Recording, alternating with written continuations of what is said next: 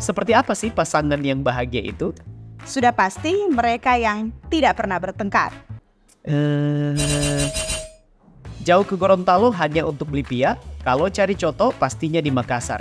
Pasangan sempurna, pasangan bahagia, apakah memang tidak pernah bertengkar? Banyak orang berpikir bahwa rumah tangga yang bahagia pasti adalah rumah tangga yang tidak pernah bertengkar. Benarkah demikian? Yuk cek faktanya di sini dalam program Kapas. Keluarga Allah pasti akan ke surga.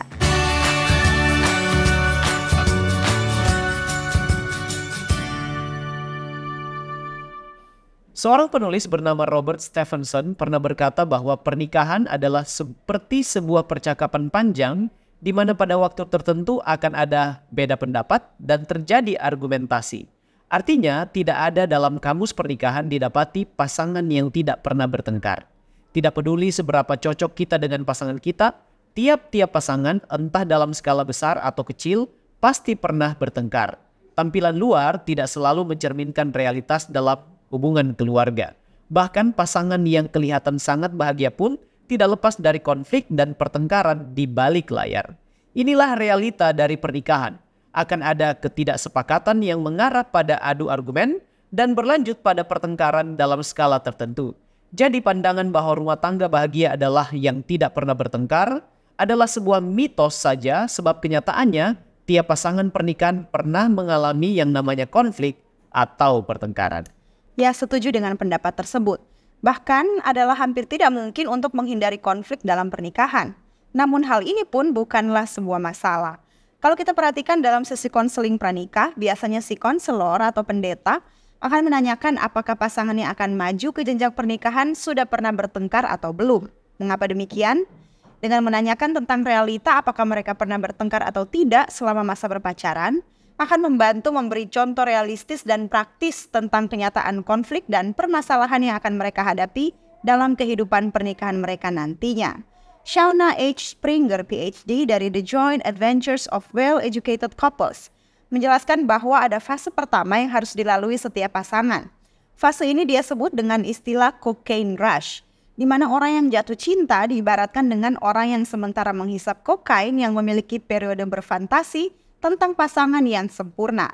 Menurutnya mereka yang buru-buru menikah pada fase ini akan mengalami goncangan dan kekecewaan besar karena fantasi mereka harus melewati fase ujian dan ternyata dalam fase testing, kenyataan yang mereka temui tidak sesuai dengan fantasi mereka bahwa pasangan mereka itu begitu sempurna. Demikianlah adanya pertengkaran pada tahap berpacaran atau sebelum menikah seringkali menandakan bahwa pasangan tersebut telah memiliki gambaran yang jauh lebih baik tentang siapa orang yang akan mereka nikahi dan lebih siap untuk mengarungi bahtera rumah tangga yang memiliki banyak misteri di dalamnya serta kemungkinan untuk tergoncang dan kecewa setelah menikah jauh lebih kecil. Nah, fakta mengejutkan lain ialah bahwa para pakar rumah tangga menyimpulkan bahwa konflik dalam pernikahan justru bisa menjadi keuntungan dalam jalan menuju kebahagiaan rumah tangga.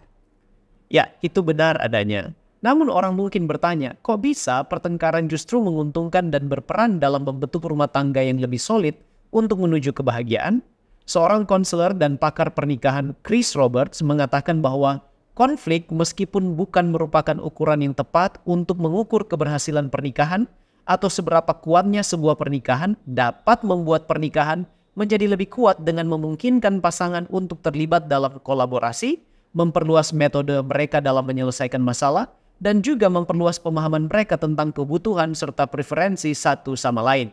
Nah, terjadinya pertengkaran memungkinkan pasangan untuk melihat dan mengevaluasi bagaimana kemampuan masing-masing untuk yang pertama, mengelola dan meredakan emosi negatif, kemudian memahami perspektif satu sama lain, bahkan ketika merasa tidak setuju, dan kemudian memperlakukan satu sama lain dengan rasa hormat di tengah panasnya konflik.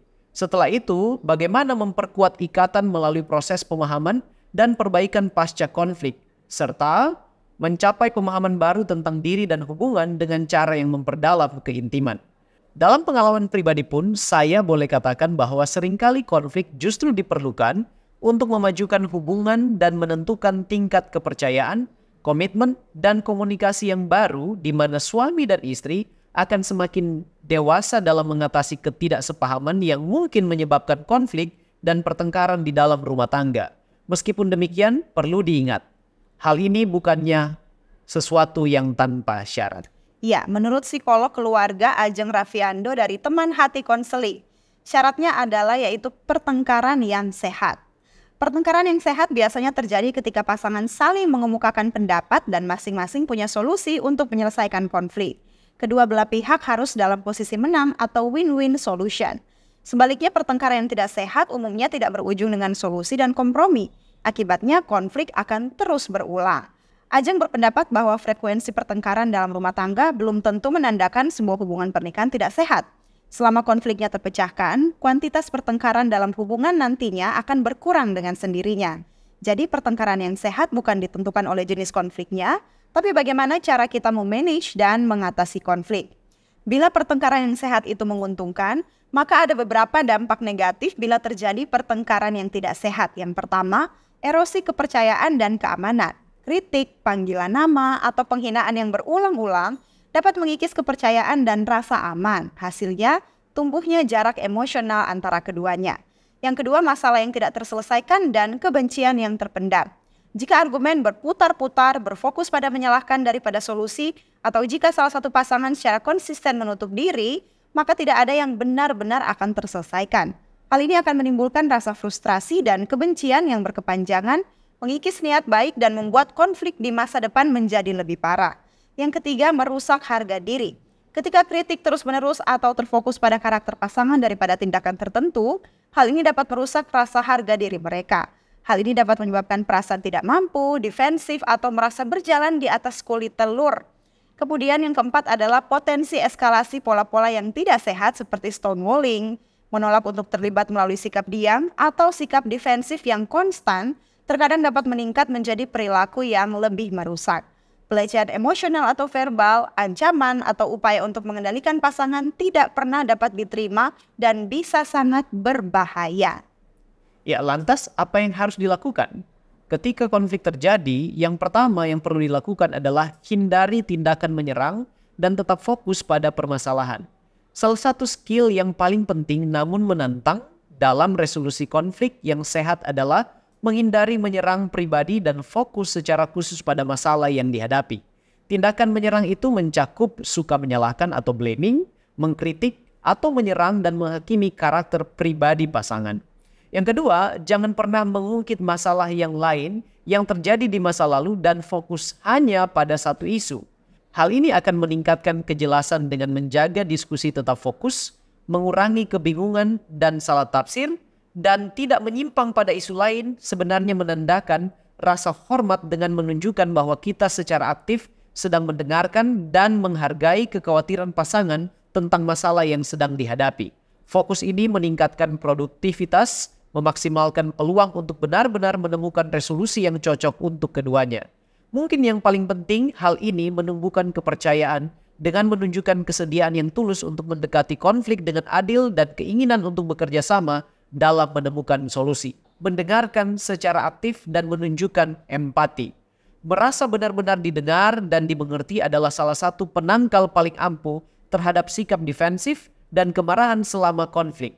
Dengan mahir menggunakan teknik mendengarkan secara aktif dan mengekspresikan empati, dapat mengubah argumen yang memanas menjadi sesi pemecahan masalah yang kolaboratif. Namun, ketulusan adalah kunci dari mendengarkan secara aktif dan menunjukkan empati. Mendengarkan secara aktif dan empati tidak bisa dipalsukan. Dekati konflik dengan keinginan yang tulus untuk memahami perspektif pasangan Anda, bahkan ketika kita tidak setuju. Kita perlu mengendalikan emosi. Kemarahan, rasa sakit hati, dan frustrasi dapat membajak kemampuan kita untuk berpikir secara rasional dan menemukan solusi. Itulah sebabnya perlu jeda waktu untuk menenangkan diri dan menarik nafas dalam-dalam. Jangan tergesa-gesa. Berikutnya ada langkah-langkah untuk perbaikan pasca konflik. Yang pertama, luangkan waktu untuk menenangkan diri. Sangat penting untuk membiarkan emosi yang kuat mereda sebelum mencoba percakapan yang produktif. Beri diri ruang untuk memproses perasaan dan hindari mengatakan sesuatu yang jauh lebih dapat menyakiti. Yang kedua adalah memulai rekonsiliasi. Setelah keduanya tenang, salah satu dapat mengulurkan tangan untuk memulai percakapan tentang memperbaiki keretakan. Sebuah kalimat sederhana seperti, "Saya ingin membicarakan apa yang terjadi sebelumnya," dapat membuka pintu menuju pertukaran yang lebih produktif. Yang ketiga, fokus pada perbaikan, bukan menyalahkan atau mengungkit-ungkit. Kemudian yang keempat, berlatih untuk mendengarkan, bukan mengedepankan keegoisan ingin untuk didengarkan. Dengarkan dengan sungguh-sungguh tanpa menyela. Akui perasaan pasangan dan cobalah untuk melihat sesuatu dari sudut pandang mereka. Hal ini menunjukkan empati dan kemauan untuk memahami. Yang kelima, mengakui kesalahan. Bersedia untuk meminta maaf dengan tulus, mencerminkan sikap bertanggung jawab dan kesatria. Permintaan maaf yang tulus menunjukkan keinginan untuk berubah dan melakukan yang lebih baik di waktu yang akan datang. Yang keenam, saling memaafkan dan melangkah maju. Menyimpan kebencian hanya akan merusak hubungan. Maafkan pasangan atas kesalahan mereka seperti halnya kita berharap pasangan kita akan memaafkan kesalahan kita. Kemudian bergerak maju dengan catatan yang bersih. Selanjutnya, memperbaharui hal positif. Setelah konflik, buatlah upaya-upaya sadar untuk membawa hal positif kembali ke dalam hubungan. Habiskan waktu berkualitas bersama dan nyatakan kasih sayang. Alkitab mengatakan dalam Pengkhotbah 4 ayat 9 bahwa berdua lebih baik daripada seorang diri. Kemudian ayat yang ke-10 dikatakan karena kalau mereka jatuh, yang seorang mengangkat yang lain. Ayat 12, dan bila mana seorang dapat dikalahkan, dua orang akan dapat bertahan. Apapun yang terjadi, suami istri adalah partner dan sebuah tim dalam mengarungi lautan kehidupan bersama untuk tetap bertahan sekalipun mengalami banyak konflik kehidupan. Kuncinya ada di Yohanes 15 ayat yang kelima, bahwa di luar Kristus kita tidak dapat berbuat apa-apa. Apapun yang terjadi, suami istri harus tinggal dalam Kristus dan juga membiarkan Kristus terus tinggal di dalam hati mereka. Sebagai kesimpulan, pandangan tentang rumah tangga yang bahagia adalah rumah tangga yang tidak pernah bertengkar adalah mitos belaka. Sebab kenyataannya setiap rumah tangga mengalami konflik dan pernah mengalami pertengkaran. Bila setiap pertengkaran dapat diatasi dengan sehat, maka akan muncul kebahagiaan. Vaughan Weaver katakan bahwa pernikahan-pernikahan terhebat dibangun di atas kerjasama tim, rasa saling menghormati, kekaguman yang sehat, dan porsi cinta dan kasih sayang yang tidak pernah berakhir. Menurut buku The Adventist Home halaman 119, semua kesulitan dan konflik dalam rumah tangga bisa terselesaikan bila hati suami istri telah diserahkan kepada Tuhan. Ingatlah bahwa konflik akan selalu ada dalam pernikahan. Tanpa Tuhan tidak akan ada penyelesaian konflik dan tidak akan ada kebahagiaan yang sejati. Demikianlah pembahasan kita kali ini. Bila sahabat Kapas merasa diberkati, jangan lupa untuk subscribe YouTube channel Cornelius Media. Tuhan memberkati kita sekalian dan salam Kapas.